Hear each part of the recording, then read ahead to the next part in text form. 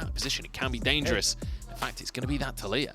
And I don't mind the Talia here. I mean, Talia is still incredibly strong. And again, it's just kind of like a, hey, I want to try and control your engage. You can have the Azir that's a bit more an issue for PSG. So I want to see if Wacko's found his footing. Hang on, we're already diving. Aja in big trouble trying to move over to his jungler, but he can't go anywhere. He's already gone. Junja wants to answer and he gets Croc. And there's another Croc on the menu right here. Junja and Robo in a 1v1. I'm not actually sure who wins this at this point in the game. Trying to continue here. You can see Croc has to back away. Level advantage for Junja, although or does Croc he? does go in, but he doesn't believe in backing away. He's living up to the Renekton in his name and he's going in. Root has to back away in the meantime as all in onto Seos. Once again, the root is good from the feathers. And Seos will get underneath his tower. In the meantime, Croc might just go down here. He's not got flash available. Junja does, though. And he looks for Seos as well. Where's the red buff ticking away? The field. He flashes away from the Q. The banner's not enough. Seos, sorry, has moved up as well to try and make this happen, but Woody's here. This is an absolute brawl of a game. Knock up onto Robo, who's got that dominance. He's tanky, but not tanky enough as Aja turns into Mega Gnar, slams him against the wall. Robo's been kicked out of the fight. Maple is behind enemy lines right now. He's not level 4 after all. That's a Pop Blossom and a half. And that's 2 for PSG. Loud were too slow. Thinking back to MSI. Hang on, we could have a steal on our hands. Junja is just going to walk forwards and take the Herald away. It's daylight robbery with a triple Gnar on top. Junja gets the Herald and Aja wants some kills as well. Pop Blossom and Croc flashes out to safety. Robo, you might have stayed a little bit too long on this one. The slow comes out from Aja. They can chase this one down. I'm surprised to see a play happen in this mid lane and then try and lean that into the bot side. Oh, yep. Junja just flying straight in. Tidons, no flash available, nowhere to go. His, I mean, 1,500 gold up in jungle. You don't see that very often, honestly. Phenomenal start to the game from Junja. All the bluff of Junja there. Junja's coming in like sort of pseudo-ganking, not willing to actually commit to the play though. And Robo's like, look, I know you don't want to use your ults. You know you don't want to use your ults. I'm Renekton. I'm just going to 2v1 you. I am That'll be all right. I am surprised though with the way the Loud kind of went for the resets there. Like I assumed they put in a, oh, hang on. Here we go, into the mid lane once again. Root has the flash available. There we go, has to use it as Woody chases on it. Seos with a good little charm. Wacko getting feathers down. Woody taken out though. The ignite to finish over those kills. Loud though, not really in a position now to try and contest because of them having to burn a lot of those health bars to get that play happening. So instead, they're going to pong that second Rift Herald and get 2 towers on that top side. Now that are starting to feel a bit Loud favoured. Still an advantage for PSG, and I will say, Infernal Soul on the cards this game. Worth mentioning, as Aja in all kinds of trouble. There's the stun, the follow-up for Seos. It's beautiful, and it's another kill for Robo. Like, I want to see them, as you can see, like, getting vision. Robo. Maple could be in trouble here, honestly. The Pop Blossom going to have to be channeled. As Maple walks away with his life, and now TP coming in from Aja as well. That is Mini Gnar, though, but he can kite this out forever. Look at him go, trying to escape from Robo. Hops over his head as Junja flies in, but Robo's over the wall, but so's the rest of No push in mid, no real push on bot side. Like, yeah, you get Terra, but they easy claps, and now it's Loud who are in trouble again. TP coming in behind enemy lines. It's Maple looking for Root here, trying to wait for the spell shield, but Root, the reactions are perfect. The waiting, the patience is perfect. Seos will actually run away with his life somehow. In the meantime, Maple's low. The CC chain coming through. The spell shield's on cooldown this time. And Junja grabs the shutdown for himself. Tenones flies into the play. And Seos is still running around the jungle. He will finally be found out. And that's 2 kills for the side of PSG and a tower on top. Nice job. Remember what we said about that? They want multiple angles of attack and they're not getting them. Woody's flying in, but he's kind of gone wide on his initial engage here. He's low on HP himself and just throwing himself into his own demise. That wasn't patient or slow, Munch. And immediately they're going, and here's the TP. Robo's in behind them. They don't know. This could be massive, but Croc's in trouble in the meantime. Robo gets onto the back line and Wacko's gone. Robo shredding health bars. PSG, Woody doesn't connect on towards Root, and the entire play falls apart.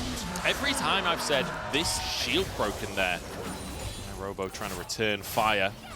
It's crazy to me that Junja and Robo are essentially on the same items. What an ulti!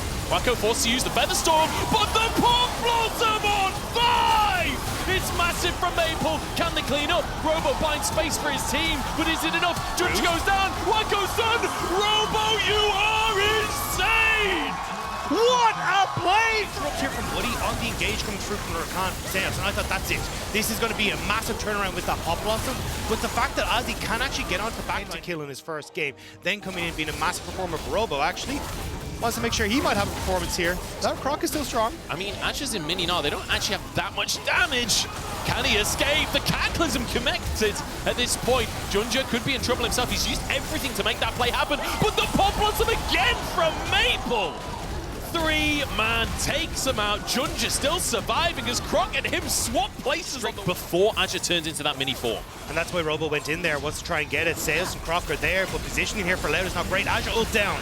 Beautiful combo with the feathers and the smite to take the Drake. And now a Pop Blossom onto the backside. Junja dives onto Root as well. The stopwatch comes in. Robo in GA. Maple turns golden and the Cataclysm slams him into the ground. Junja looking for more on top. Maple has gone down, but Azure chasing on through, looking for Tinones. The carries are gone. Seos on the wrong side of the rift. And it's all PSG all day long today. PSG Talon are able to take control of River, they take control of the Dragon, and they might have just taken full control of this game for once. They have the push in mid, they can crack open the base here and just be able to reset in time for Baron and Mist time as well, set up all this gorgeous vision on this top side. This becomes really difficult now for Loud to play. What a game this has been. So back and forth right from the word go. A minute until Baron spawns onto the map. There's no way PSG can end the game right here, so they'll just take that mid inhib and retreat once more. As well, so unless they commit to... I mean, with the Xayah, you can kind of do an insane burst. There we go. The Baron's just gone. Crop's now stuck in the pit. Half HP already. As LLL, they want to move in. Can they find a find out? Azure's on the flank right now, backing away. In the meantime, combo onto Seos. He's low on HP. He's dashing out to safety and will get out. As Junja chasing onto Robo as well. It's a long old fight, but PSG, they will not let them go. Azure turns mega and slams them into the floor. Seos trying to escape alongside Croc, but Junja got him flying into the play. The blast cone to safety. They've got the wave though. This could be it. PSG Talon, you've got Baroned up creeps, you've got super creeps that are right there. Loud, 3 members. Can they hold against PSG Talon? They're trying to end the game right here. PSG on the cusp as Maple goes for another Pop Blossom. Seos with a stopwatch, but it can only save you for so long. It only buys you so much time. PSG looking fantastic in this first game. Loud pushed 1-0 down once again. They had moments of glory. There's time for them to come back in the series. What a banger! Hey, whatever happened, the last game came down to team fights. A lot of this has been a case of, hey, can we find those advantages in skirmishes and fights? So let's just play into that style. Robo definitely going to fall behind on the map in the early stages. Just we'll be able to pick up the majority this way, but still losses on that bot side. Dragon should go across. Maple trying to respond, but you just need to back away from this, Maple. Yeah, this is a little dangerous. Does have his ultimate. The Mimic focus on Dragons for the rest of the game. Well, having that one early just buys you that extra 5 minutes, buys you that time of the game. As Maple looking for Tinones here, wants to get a bit more damage as Junja's coming in from behind, and the Sigil of Malice giving away which one was the real Nico. Huge play from Junja and Maple once again. Really nice job, and that's exactly what you want to see is Azure. Oh no. There's just no way out of this one. He has his flash, he has his ultimate. One more shuriken to do the trick though. A W would do the trick, and there it is!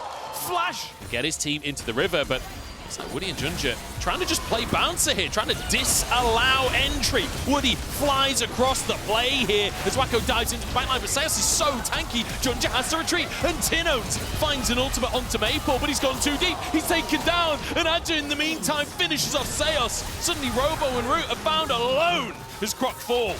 Wacko played that fight for, several years, but I mean, really nice stuff from PSG Talon again.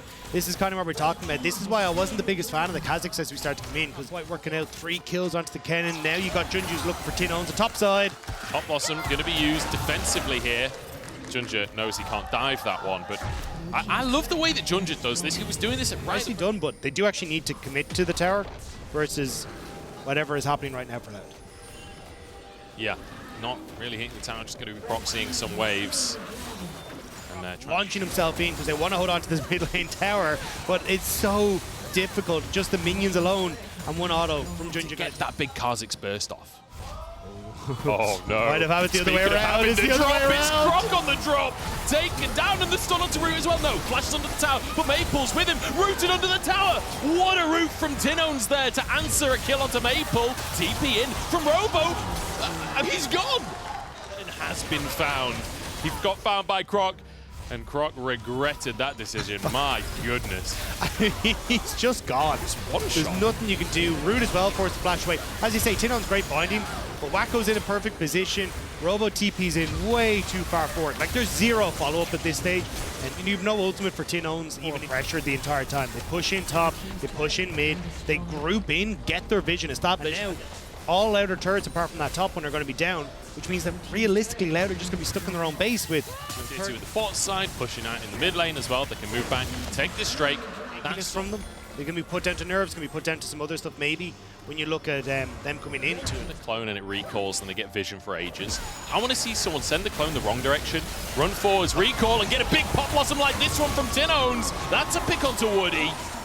Loud showing that they're not out of this one just yet, or are they? Maple jumps in and sneaking further and further forwards. He wants a pick when someone tries to rotate through the bottom side, but Junja, forget rotations, he just wants a 1v1 with Robo right now, but Malphite's hard to get onto. Wacko caught out alone. Oh, the killer instinct over the wall though, and now Adja jumps into everyone. The slicing Maelstrom doing exactly that. Tinones with a good route, but it's over for Loud. That might just be the straw that breaks the camel's back, or the Alistair's back in this situation.